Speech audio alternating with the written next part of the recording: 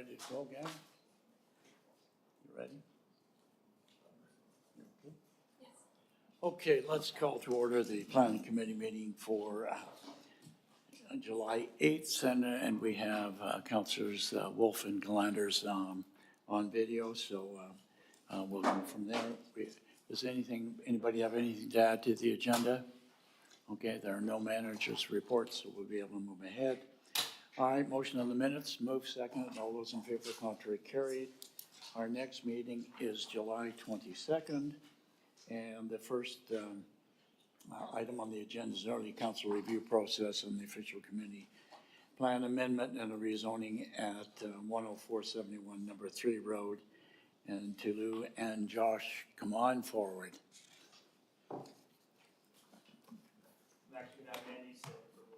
Yeah, nice going. You've changed it. Welcome, Andrew. Okay, and it's over to you. Your mics are live. Perfect. Thank you, Mr. Chair. Staff do not have any additional comments to provide. However, I'll highlight a few points. The report before you this afternoon is to seek early input from council on specifically two matters: the OCP and proposed amendments arising from the rezoning application, and comments on the proposed market rental residential use and overall development concept for the project. The proposed development is for a 3-story, 27-unit market rental residential apartment building with access from Number 3 Road. The proposed rezoning application requires an amendment to the official community plan, generally from the neighborhood residential land use designation, which does not allow for apartments, to a higher density residential designation that allows for the proposed form. The city is in the process of updating the OCP and is currently undertaking public consultation on the draft strategic policy directions. The draft OCP land use map, which council endorsed for consultation, currently designates the subject site for apartment or limited mixed-use buildings with up to 4 stories in height or up to 5 stories with increased affordable housing provision. Comments and feedback provided by council at this stage will inform the comprehensive and technical review of the rezoning application, which staff have not yet undertaken. Correspondence from members of the public has been received and has been included as part of this report. After the writing of this report, additional correspondence from members of the public has also been received. Staff will review these comments as part of the technical review process. Thank you. Okay, thanks very much. As the committee knows, we have received numerous comments on it, and obviously there's some major discussion since we're not actually approving it. We're looking at the thing. So we'll go around the table here. Okay, Councillor Hobbs. Thank you, and through the chair. Thanks for the report, and I especially like this early process where we get to have a look at it and provide some feedback. So, yeah, I understand what it is planned to be or what the proposal before us is. I did have a couple concerns about it, so it's not really a question, so I'll just make those comments and you can take them for what they are. To me, it seems a bit too much like a big box, almost taking up the whole property. And and I know it's conceptual, the drawings with kind of gabled or cannery style roof, but those are probably a little bit too intrusive and a little bit too huge in my mind. The internal amenity space with the courtyard on the inside, I mean, that could be really attractive in certain settings, but in this case, I think what it tends to do is, for whatever is built there in the future, it pushes everything out to the boundaries. So I think in cases like this, it might be better to have the amenity space, you know, at the back where you can integrate and tier it into the existing neighborhood, whatever it ends up being. And that leads me to another point, is rather than having just, you know, for lack of a better term, a big box with peaked roofs, I think especially if we are allowing something to be built by neighborhoods, that we kind of have it tiered and leveled. And I know that reduces the density possibly. So that's a consideration. The other thing that struck me as a little bit different is the external hallways on the interior side of the courtyard. And I thought, interesting idea. I've seen it in different places for sure, and hotels and everything, but I'm not sure that that's something that's perhaps the most desirable idea in a climate like ours. So I suppose what I'm saying is in 3 stories all around, like I said, the tiered aspect might be something to consider. So for me, thanks for the opportunity for the early feedback, and I think in my mind, it's back to the drawing board. So thank you. Yeah, Councillor Day. Thank you so much. When I came up with the motion of a smell test, as I called it, early review, this is exactly the kind of thing that I was looking for, so that we could make sure that the builder doesn't have to waste any more time than necessary if something was a no-go. I agree with almost everything that Councillor Hobbs just said. My question is about setbacks. Like, given that this is a square box, what is the setback, especially on the west side and the north and the south sides? I couldn't find that in this. Maybe it's here and I just missed it, but. Through the chair to Councillor Day, if it's in attachment 2. Attachment 2. Yeah. Okay. Going here. Okay, you got the page, Carol? Okay, so it is very, as close as I thought it was to the other lots. My concern is that the O shape or square shape does push the walls out further to the other properties. And it seems to me that it would be quite unfair to the people who live around this particular unit to be that close to a 3-story building.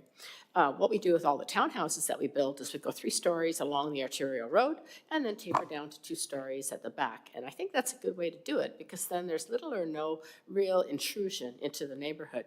So if this could do the same sort of thing, I think it could work. But the way it sits with the roof lines add a whole other dimension to it. And I think that it's just a little too boxy and a little too big for the area. We have a lot of input from the neighbors who are feeling exactly the same way, who are concerned about traffic and intrusion into the neighborhood. Now, is it correct for me to assume that all of the cars would be coming and going from 3 Road? They wouldn't be coming in from anywhere else, right? Through the chair to Councillor Day, currently the proposal for access to the site is from number 3 Road. Okay, so that part's right. 100% rental, that part's right. But what's not right is the overall composition of it. I think it's just too big. But if they could come back with something that was maybe a U shape instead of a square shape and kind of taper it back towards the rear, then it could work. But in its current form, I don't think there are many people on council that would support it. So, thank you. Okay, Alexa? Thank you for this. I hear what everyone's saying about setbacks and things, and I'm curious that if it could have a little bit more setback, how that might work. Generally, I kind of like the concept. It reminds me of what I've heard that happens in Australia. There's some apparently buildings quite a bit like this where the play area is inside, so that everybody can look in, see the play area, share together. Kids are playing together. It sort of builds community a little bit. So I think there's some positives of having this space like this. I also see on the ground floor, there's 3 units that are ground oriented. So people could stay in their neighborhood and be part of like a smaller community. They could downsize their homes and then be right there. And it's a short walk over to the mall, some other amenities that are close by in a walk, but they don't have to deal with stairs every day. So I think there's lots of positives on this. The drive aisle goes underneath the building, is that correct? Through the chair to Councillor, Is that what I'm seeing, or no, the drive aisle's separate? it's north of the building. Okay. It's not directly underneath. Okay, so there is a bit of separation between the two things. It does create a bit of separation. But then they're talking, and they wouldn't have the balconies on the north side, is that correct? Through the chair They're on to the south Councillor. side, right? Through the chair to Councillor Galandis, yes. Liu. So there are no balconies on the north. Sorry, Councillor Liu. It's okay. Right. Okay, so no balconies on the north, because there's the 2 houses there that we don't Yes. want them to look over. Like I said, I think we've heard from a few people in the neighborhood, but realistically, it's looking over into like 4 yards is what it's looking out into. While the neighborhood may have some stress of adding any more density, at some point, we're going to be adding density somewhere. This is a little school that probably has some space to grow, so there's that. There's a walk to 2 different high schools, the Bridge Elementary, so there's French immersion schools close, within walking distance, French immersion high schools, regular elementary schools, lots of shopping. I think this is pretty good. I don't know if somebody else wants to chop it down or, step it in a bit on the north side or something so that those neighbors don't get as much. But I think this is generally kind of what we're looking for, and maybe it's fewer units because some of them have more bedrooms, but generally, I think I am supportive of this. I think it's doing what we're wanting people to do. It puts the amenity space together, so everyone doesn't just have these weird little blobs of yard that are moss covered and moist half the year if you're on the north side, or they're too hot in the summer, or there's not enough yard to do anything with anyway. They can actually have an amenity space to bring people together, and kids can play there safely. Like, you can actually let your kids go and play in the area because it's a pretty safe spot to have it in that area, I think. You can have your door open, you can hear what's going on. I think this creates a nice neighborhood, and I think it's something kind of cool, and it would be really valuable if we can make it work for the neighborhood, And we hear the same things from every neighborhood, and there's always an adjustment. It's always an adjustment to deal with adding density to a neighborhood. It's 27 units, it's maybe 50 people. It's not like, we can't really light our hair on fire, but it does create housing for people. It does meet a lot of our goals, and it provides it in a space that I think is good, and especially those ground-oriented. I love the idea of people being able to stay in their neighborhood. If they don't choose to downsize, and they can stay there, and they don't have to deal with stairs, so. Thank you. Okay, I'm going to go to Councillor Wolf. You have the question? Hello? Did I not get him on that? Yeah, sorry, I hit the wrong button sorry. first. Thank you very much, through the chair to staff. Just a couple quick questions first. It says that this would be about 40 feet tall. I assume that would be at the highest point on the build. What is that comparable to? Like, what's the highest point on a townhouse? What's the tallest townhouse point?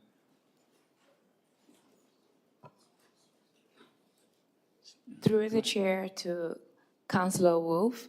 So for townhouses, depending on where it's located on site, the requirement is usually 3 stories.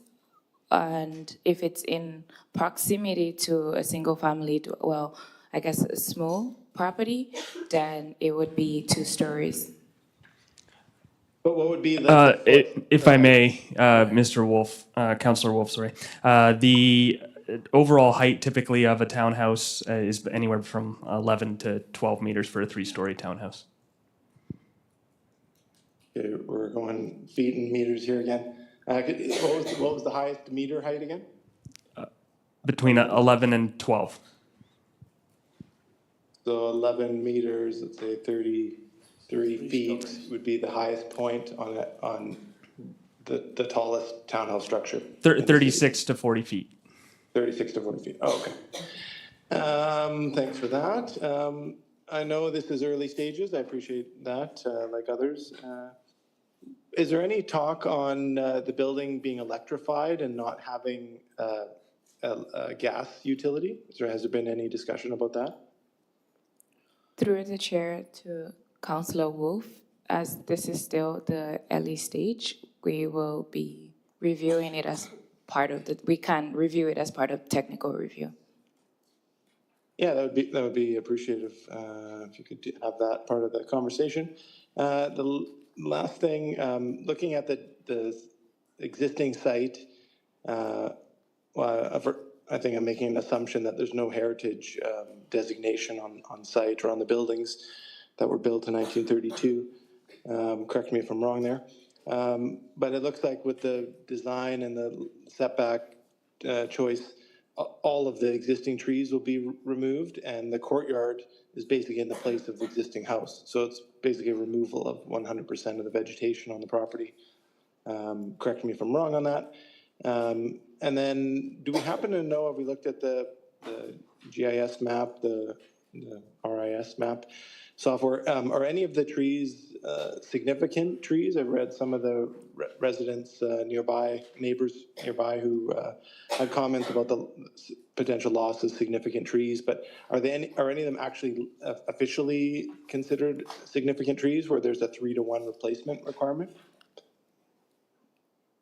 Through the chair to Councillor Wolf, currently there are three significant trees on site and one significant tree on a neighboring property. Great, appreciate that. Thank you. Those are all my questions to the chair. Thanks. Thank you. All right, Councillor Glanders, Laura? Thank you, Chair. Thanks, yep, great to see these up front before things have gone too far. I agree with a lot of the comments from everybody. I am generally supportive of this. It is exactly what we want.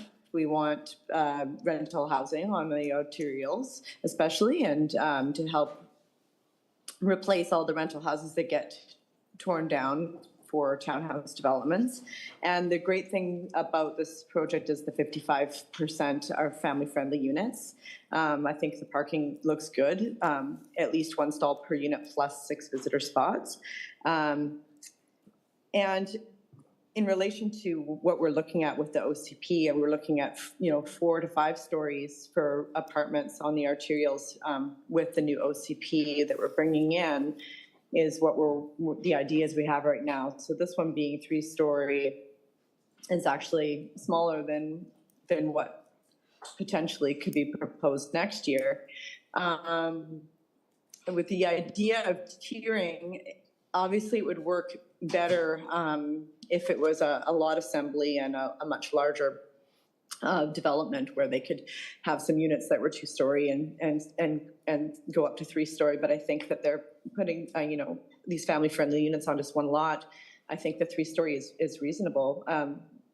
And when we look at all the other neighborhoods in Richmond and West Richmond, there's the Seafair Apartments right across from Single Family Homes on Francis.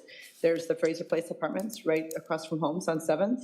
We have 3-story apartments right by houses everywhere, but what makes those ones sort of blend in with the neighborhood better is their larger land bases, so they have more trees in the front and that the setbacks are greater, so it's a little more visually appealing versus the big box that we are getting with the image of this building. And with that, it reminds me of the rental development that came forward about 3 years ago before I was on council. And it was, it's a couple hundred units, and it was an O shape with the courtyard in the middle, and it was removing significant trees that were on the corner and putting the courtyard in the middle. And, it was we don't have the early review, but there were a lot of comments about why wouldn't they have done the courtyard, facing that corner where the significant trees were, rather than taking down all the trees and doing the courtyard in the middle where it's kind of dark. Councillor Liu has a good point that it's nice for the families to have a safe, secure spot that's not on a road. But I think at the same time, if it is going to be removing significant trees, we don't have all the arborist details, that perhaps the developer could consider a redesign where having the existing trees rather than in the middle of the development. So that would be my request, that they look into that. But overall, I think that we have to do rental, and we're going to be going up higher than 3 stories. So I think that there's a lot of good here, and maybe some things could be tweaked. I think that's all I have to say. Thank you. Given that, obviously, there's be discussion on that. I'm suggesting, because the request is the amendment be considered concurrently with the application, given that, and I support all the comments that were around the table, with height and form and what have you, and the other, if this should be referred back to staff before we move forward with it in a proper, something else come forward and with all the issues put in there, everything from the balcony to the tree removal and what have you. I think, given the discussion, correct me if I'm wrong, if this was an application of zoning, we'd refer it back and we wouldn't approve it anyhow. So I think there's a lot of work that has to be done on this before I'm prepared to go forward. Mr. Craig. Thank you, Mr. Chair. In terms of a referral, that would not be required. The recommendation before you is that we would take the feedback received today. We would then work with the applicant to respond or revise the project in response to that feedback. That rezoning and potential OCP amendment would then come forward to council for consideration at the completion of our technical review. But given today, we don't know we know what we're able to support. And my question is, I don't want to see anything to slip through the committee. I think many of the comments from the residents are very compelling, and I think we need to address that. So it'll be up to committee. I'm going to put a motion on the floor, whether it is referred back to staff to have further and come forward with another proposal. Okay, seeing no seconder? Oh, Jack? There you go.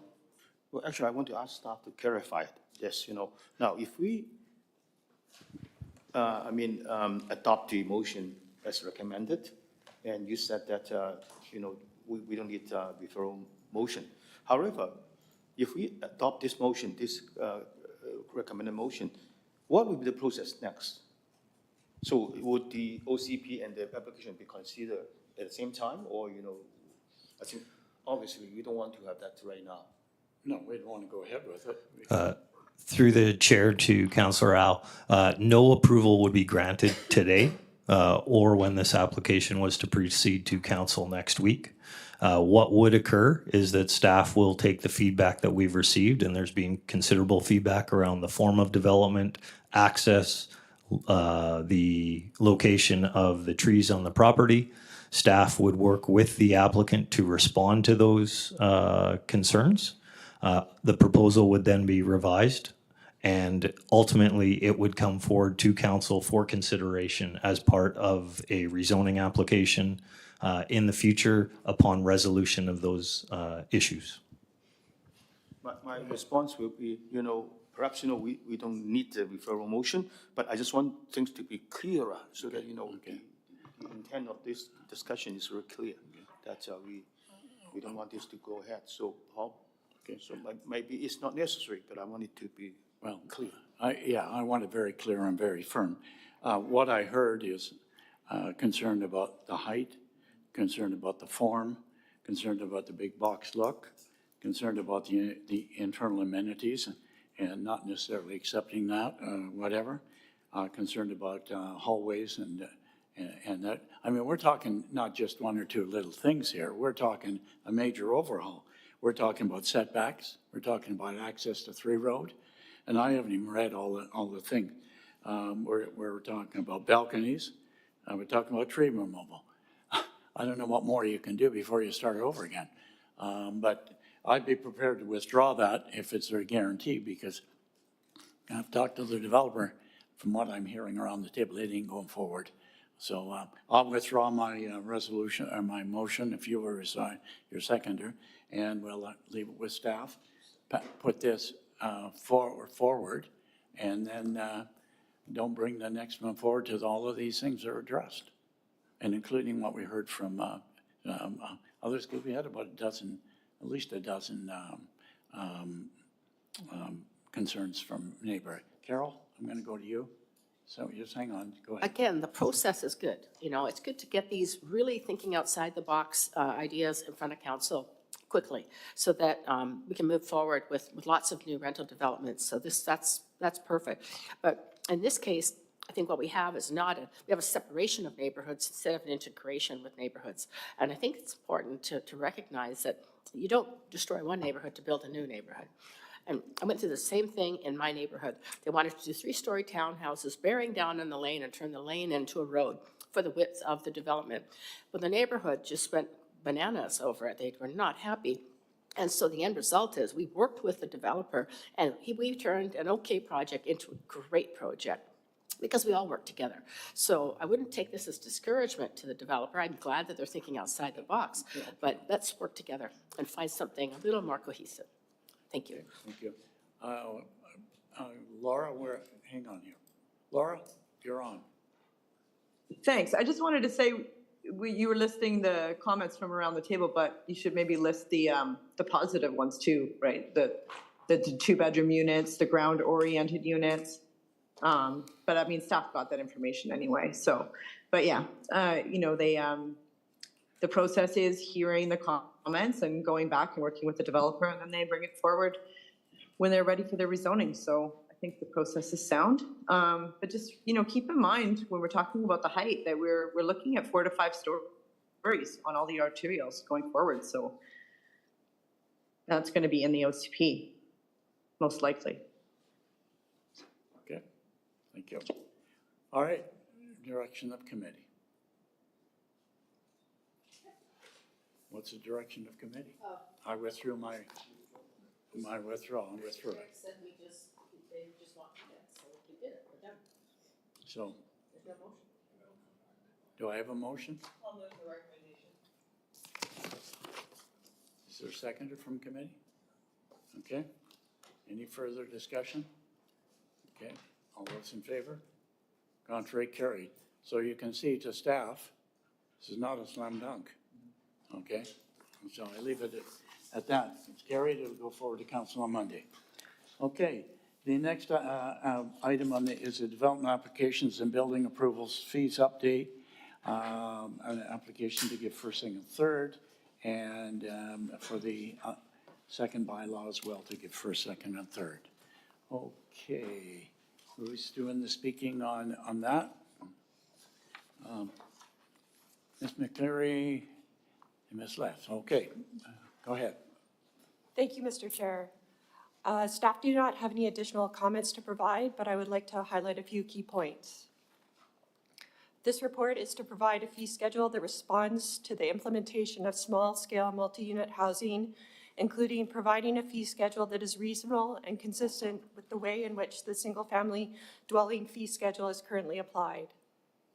SHMU is a typology that was brought upon us by the provincial government last year and represents a similar but somewhat more complex scale of development in residential neighborhoods.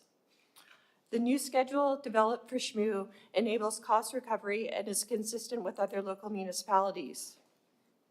At the same time that we have created a fee schedule for SHMU, we also updated and increased the fee schedule for single-family dwellings to better align with fees charged in similar municipalities.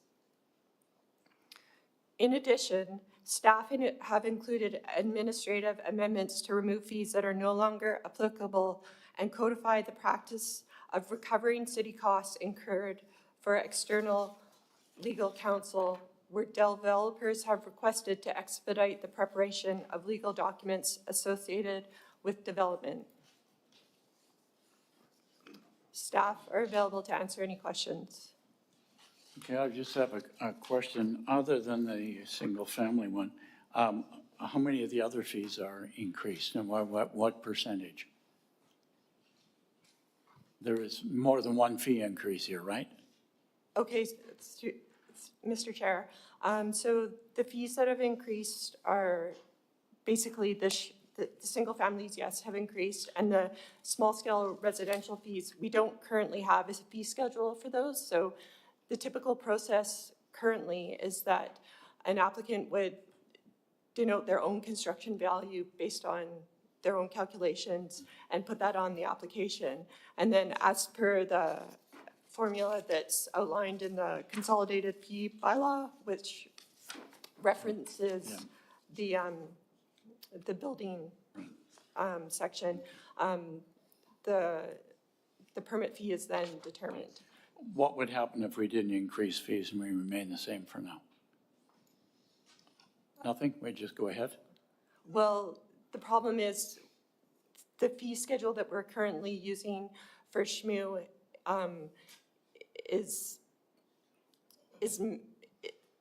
is based on what applicants are dictating as the construction value. So we would go ahead doing that. And what we're proposing is prescribing a construction rate that will then use to calculate the construction value, which is then used as an input, and same as usual. Okay, thank you. Go ahead, sir. Through Mr. Chair, I'd just like to clarify Ms. McCreary's statements. Basically, we're giving people a break. Normal, right now, the practice is to base our fees on construction values as stated. Construction values for SHMU, through consultation with the building community, is about $400 to $450, $475 per square foot. We are going to base our building fees on a stipulated $275, which gives the construction community a break. This is to reflect the similar nature of this style of construction and the scale. So actually their building permit fees are actually lower than what we're currently charging for SHMU. And they're somewhat higher for single family since we've not looked at a review of those since 2000. So I think what we're doing is to place the city in a very reasonable position when it comes to fees. But that doesn't come out in that. Okay. Councillor Hobbs. Thank you, and through the chair, thanks for the report. And I think I understand part of it correctly anyway, that for the small family, the multifamily units, that's new, so we don't have a fee for them. So this establishes a fee, and it's $275, I think. So I have no difficulty with that for those units because it doesn't exist right now, so we're creating it. And I agree with the comments in the report too, that the construction values cited are probably on the low side. I don't know anybody that could build a house for $100 or even $200 a square foot now, so it has gone up. My concern though is just, isn't with the facts, it's that the single family house fee now is, I think, 132 going to 200. So I think in the report it says that's about a 52% increase, or maybe it was a different number, but it's about that. So it's more of a philosophical point for me right now with, you know, how the real estate market is and how the economy is and some of the things that might be coming down the pipeline towards us in terms of tariffs and things like that. I just don't feel comfortable with a 50-something% increase on anything. And so I'll see how the rest of the discussion goes, but I'd be content with leaving that fee as it is and going ahead with the small-scale multifamily unit fee as outlined in the report. So not really a question, just a comment to outline how I'm thinking. Thanks. Carol? Thank you very much. I'm looking at the chart on page PLN 38, and it lists municipalities, Vancouver, Kelowna, Surrey, Chilliwack, Kamloops, Nanaimo, Victoria. Why did we not add a line there for Richmond so that we could compare apples to apples? Through the chair to Councillor Day, we didn't add a line there because the research that we found from other places was what we were able to get, and we didn't add a line at the time. That's a good question. Okay, I'd like to see that before it comes back. Thank you. Thanks. Can we put that in? Be done for Monday? Okay. All right, Councillor Hobbs, you want to make a on the 52%? Go ahead. Sure. Through the chair, I would propose an amendment to it to leave the single-family home as is and go ahead with the other one, the small-scale multifamily unit. Okay. Okay, second, okay. Any further discussion? All right, all those in favor? Okay, hang on here. Now you've got it. Yep, you're on. I agree with the idea of not raising it, and I think that's a good idea.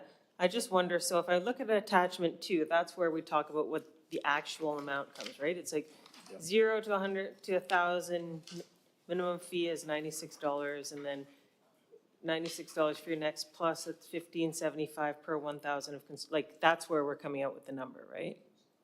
Like, it's a formula. So it is confusing versus just having a flat rate and punch your card and off you go, versus you're relying on this estimated construction value. Like, is the person who's taking this payment, do they end up having a pissing match with you about what you say your construction value is going to be, and you end up with who knows what number, versus if we just have one flat number, everybody's life is easier, stamp and off you go? So through the chair to Alexei Liu, this table here is sort of the formula which is in our Amanda system. So for single family, they're not required. They may put an construction value on their application, but then it's already a precedent-setting way that the construction value that their payment is based on the table, which is currently $132 a square foot. But for SHMU, we're running into a little bit of a difficulty where some people could come in with a construction value that is much lower, and then having a table to base it on is much more stress-free, because then it's consistent for everyone. And but this sample calculation here is just showing a sample calculation that if you had for example, a 3,000 square foot house and it was a $275 per foot construction rate, which is what SHMU is, then you would calculate your construction value, and this is just an example of what your resulting fee would be. So for SHMU, that's why we expanded single family to SHMU, to keep with this consistency, so that we would be in control in determining the construction value, and there wouldn't be squabbles with the construction, with the applicant, whether the construction value was too low, and we came in at a lower construction value than the market because we wanted to give people a break, as Mr. Cooper suggests. Okay, so I guess I'm just having trouble understanding this. So this is what you base your number off of, but you haven't given us an example of what the actual number is to compare it to this $744. The $744 is the plant's processing fee, so that's a upfront. So that's a different fee. So that's not what we're talking about here. No, Okay. the $744 is an upfront fee that's non-refundable that every single family applicant would have to pay. And basically, Okay, so this is a different thing that you're talking about. This, okay, so it's Yeah. two different things. Okay. yeah, and then once the building permit fee is calculated based on the construction value just prior to issuance, the plant's processing fee is subtracted, and then, Okay, so you still grind it through your weird little thing Yeah, here. yeah. Okay. Okay. All right, so we have a motion to keep the one fee the same. All those in favor? Opposed, if any? Okay, on the report as with the amendments and the two bylaws. Moved, seconded. All those in favor? Contrary, carried. Thank you very much. We're done.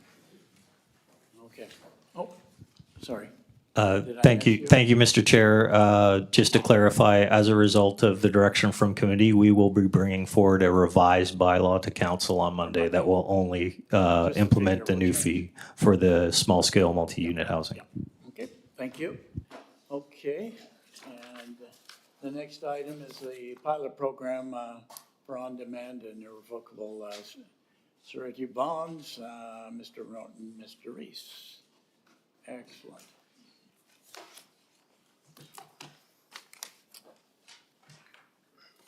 Okay. Good afternoon, Mr. Chair, committee members. Let me get my glasses. I'm getting old. Don't ever That's it. admit it. I have nothing further to add to what is outlined in the report. However, I would like to draw attention to a few points. Firstly, the on-demand surety bond pilot program outlined in the report introduces the use of on-demand surety bonds as a form of security in addition to cash or letter of credit for city DCCs, servicing agreements and development permit landscaping. Staff have engaged with members of the development community, including the Urban Design Institute, to discuss the use of on-demand surety bonds in the city. Secondly, the use of on-demand surety bonds as outlined in the report is generally consistent with the approach taken by other lower mainland municipalities. Thirdly, should council approve implementation of the pilot programme, as a next step, the city's legal team will prepare surety bond templates for the 3 pilot categories to ensure all terms and conditions are acceptable to the city. Staff will also prepare a bulletin which will include the pilot programme criteria and related information. This will be available on the city's website for reference and for circulation to the city's development community.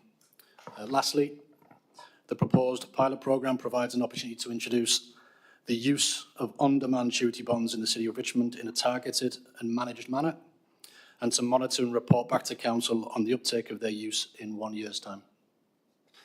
In addition, I'll just add that late last week, I circulated a memo to councillors about the province's introduced changes or intended changes to amend the development cost charge installments legislation.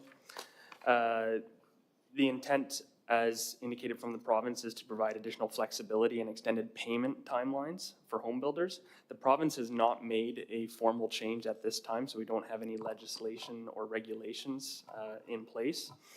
Those will be reviewed in detail once they are fully released from the province and understood what those implications to the city would be. The identified changes would not reduce the amount of DCCs that are applicable to a development project. In addition to the installment timing, the province also announced their intention to expand the use of on-demand style surety bonds as similar to what we are recommending today. And yes, this report recommends that the use of those surety bonds. Okay, we have a question from Councillor Hobbs. Yeah, thank you, and through the chair. And not so much of a question this time, but I just want to say how much I support this report and thank you for it. And there's been a lot of work done in relation to different pieces of legislation that we've seen come through recently. And talking to a couple builders over the past recent history, they're really excited about this opportunity because it's, as we all know, very difficult economic times, and this opens up another avenue that is perhaps a little bit, not easier, but a little bit more open to them. And I think it's going to be very exciting. So I really look forward to seeing the pilot, and I hope that it's successful. I think it will be. And I know there's a lot more work to come, but I just want to say thank you. And the people I've talked to are really excited about it. So thanks. Okay, Carol. Thank you very much, through the chair. So this is a pilot program to allow builders the option of these bonds in addition to the cash and the other LOC that we use now. Is that right? Through the chair to Councillor Dare, that's correct. Yeah. Okay, so they have the choice. So ultimately, if the bond works for them, it frees up their cash situation. I'd also think for the city, this is going to be easier because if we take a cash bond, don't we then have to calculate the interest or whatever that we have to pay them on that money? Through the chair to Councillor Day, that the funds that are collected through there is no interest that's accrued back to the developer on what the city holds in terms of that security back. Yeah. So if they're not making any interest and their money's tied up for gosh knows how long, at least this way they can invest their money, get a return, and have the city happy with a bond. Well, brilliant. Yeah, I wouldn't be surprised if the province copycats everything that we're doing here today. Thank you. Just a quick question. We're going to do a pilot project, but when, at what time do you think we make this the norm? Obviously, this is to the advantage of the developer, as opposed to going to the bank, getting $100 million and paying interest the hour you left the bank, and until you pay it back. This, I mean, Through the could chair explode, which could be good. Through the chair to the chair, what we are recommending in this report is that we pilot this program with a total aggregate of up to $50 million being accepted in the form of sureties. As Mr. Norton had indicated, we will report back to council and committee in about a year's time to give an update on what the uptake has been in terms of access to this program. Good. Excellent. Okay. Coming to you, Alexa. Thank you, through you to staff. Thanks for this. So just to clarify, when it talks about landscaping securities, does that include all your tree securities? Through the chair to Councillor Day, that includes any I'm a Lou. landscaping that's associated with the development permit that's proposed. So I believe what you are speaking to are tree survival securities or compensation, tree compensation. That is a separate category. Those funds are paid directly to the city for the purposes of planting city trees. So it is not a form of security, it is a cash contribution that is. But what about this tree security? Like you have to keep plant X number of trees and in 3 years they still have to be growing even though somebody else is living there and she chopped them down because she said she came from Saskatchewan and didn't know, whatever. But like we seem to hold on to tree securities for a really long time. Like I hear it all the time that we're hoarding them and keeping them. So is this paid with sureties? Those ones paid with sureties or Through the those chair. are cash? Through the chair to Councillor Day, those are either cash or letter of Lou. Lou, sorry. Through the chair to Councillor Lou. Those securities that we take for tree survival securities are held either as a cash or letter of credit. Those specific securities were not identified as part of this program. Okay. Could we identify them as part of the program?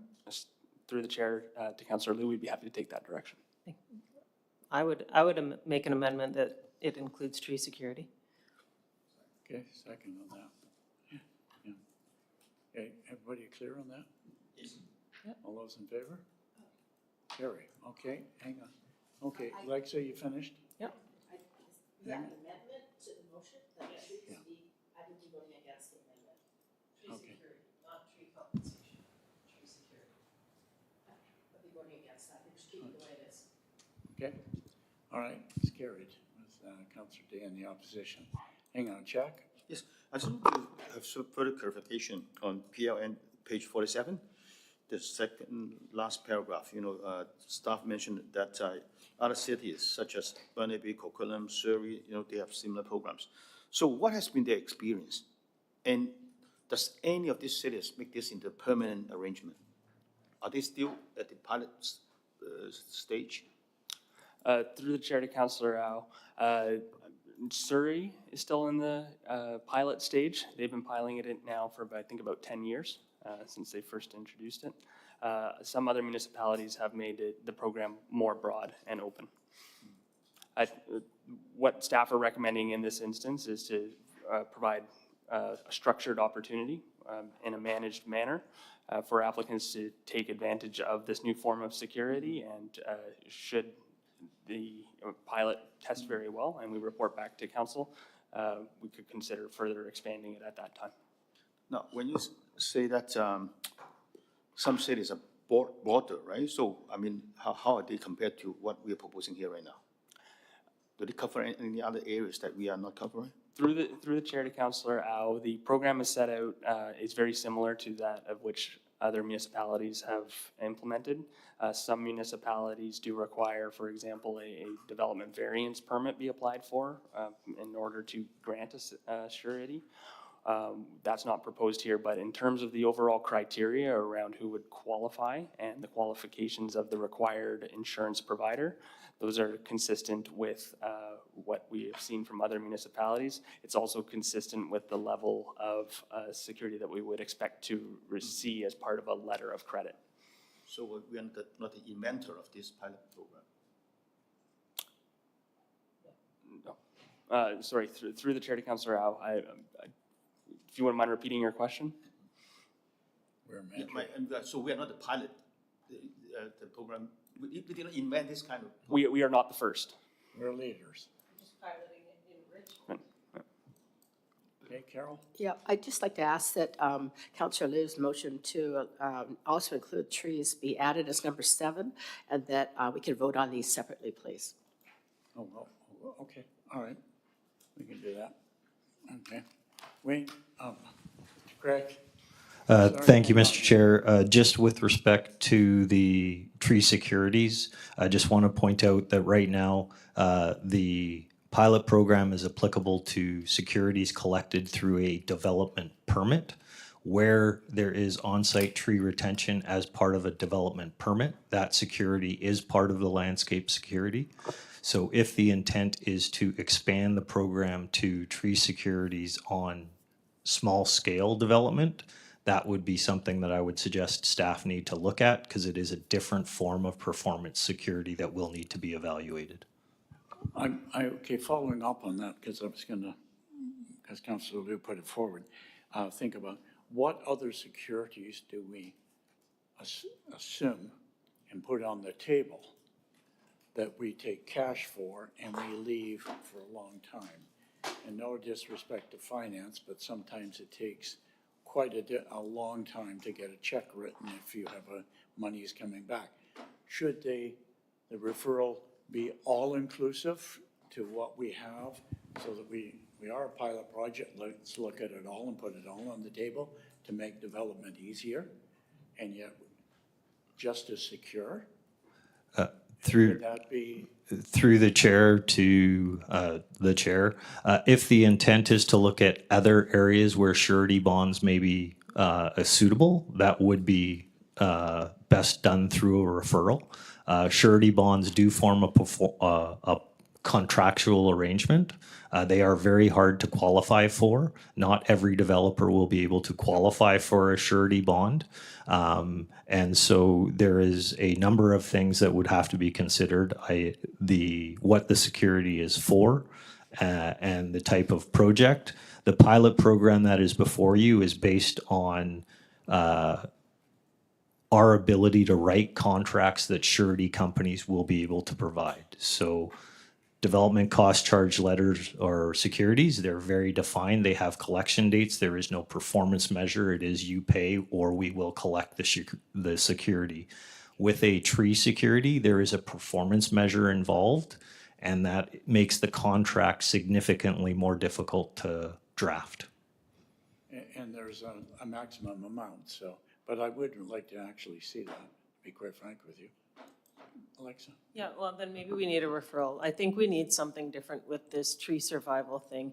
Like, if I buy a house and it's a new house and there's a tree on it, then it can't be the builder's responsibility that that tree still survives 3 years later when my kids are playing on the tree or I choose never to water that tree or whatever else, and I don't want somebody else traipsing around on my yard.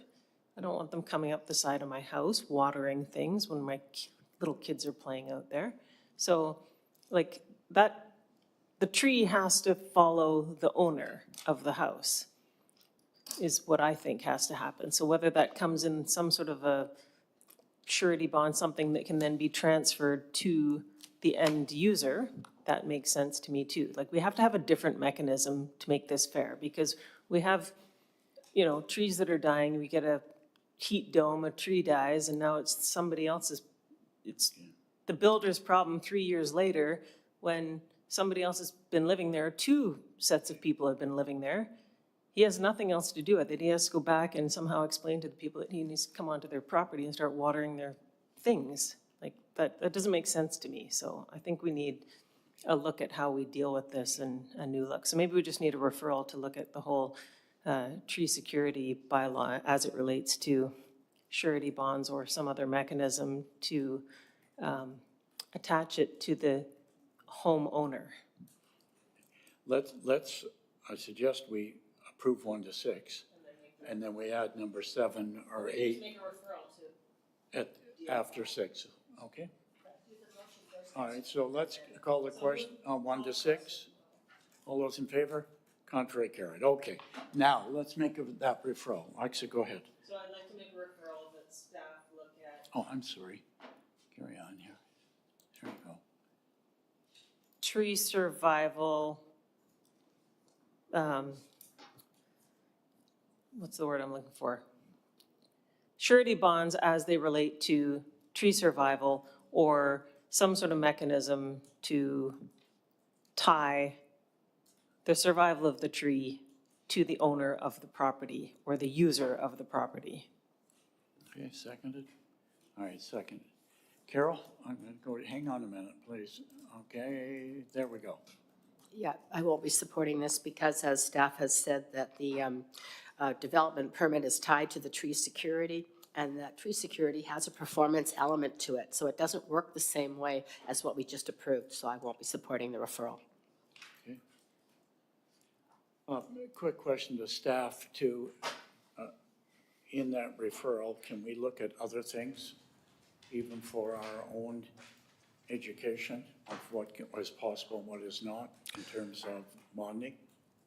Through the chair, staff are always looking at what options are available to the city that would reduce developer obligations while protecting city interests. So we're happy to continue to do so. And in terms of the referral, I think the direction is clear. It will. Clear? Yep. Okay.